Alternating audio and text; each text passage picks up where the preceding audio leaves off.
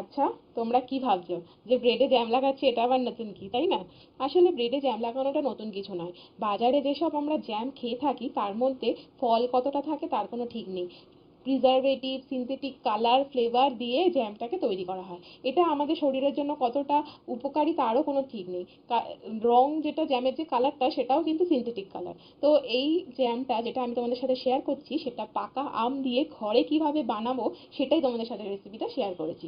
আর এইটা বাচ্চাদের টিফিনে বলো আর বড়দের ব্রেকফাস্ট, দুটোতেই কিন্তু জাস্ট খেতে অসাধারণ লাগবে। আমের সিজন পার হয়ে গেলেও আম না থাকলেও তখন কিন্তু আমের ফ্লেভারটা এই জ্যামের মধ্যে দিয়েই আসবে। আমি এখানে কোনো রকম সিনথেটিক কালার ফ্লেভার কিছু ইউজ করব না।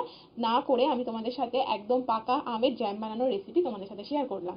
দেখো, আমটাকে আমি এরকম ছুলে প্রথমে এরকমভাবে আটি আর আমের শাঁস দুটো আলাদা করে নিয়ে মিক্সিতে আমের শাঁসটাকে একটুখানি ব্লেন্ড করে নিয়েছি। নেওয়ার পরে একটা বাটিতে ট্রান্সফার করে তার মধ্যে চিনি দিয়ে সেটাকে খুব ভালো করে মিশ্রণটাকে মিশিয়ে নিয়েছি। চিনি তো দিতেই হবে, আমটা যদিও মিষ্টি ছিল। যদি মিষ্টি কম থাকে তাহলে চিনির পরিমাণটা একটু বেশি দিতে পারো। তো চিনি দেওয়ার পরে একটু এক চিমটে পারলে একটু নুন দিও, কারণ তাহলে স্বাদটা কিন্তু ব্যালেন্স হয়। সেটা আমি দিয়েছিলাম কিন্তু দেখানো হয়নি। যাই হোক, এবার একটা স্ট্রেনারের সাহায্যে পুরো আমের পাল্পটাকে আমি ভালো করে ছেঁকে নিলাম। এটার কারণ হচ্ছে আমের মধ্যে যাতে আঁশগুলো না থাকে। আমের মধ্যে কিন্তু ছোট ছোট আঁশ থাকে, তো সেটাই যাতে ছেঁকে আলাদা করে নিলাম, শুধু পাল্পটা আমরা নিয়েছি। এইবার কড়াইতে নিয়ে কড়াইতে ভালো করে ফুটিয়ে নেব পালটা যতক্ষণ না হাফ হচ্ছে। আর হ্যাঁ, এটার মধ্যে কিন্তু আমি কোনো রকম জল মিক্সড করিনি।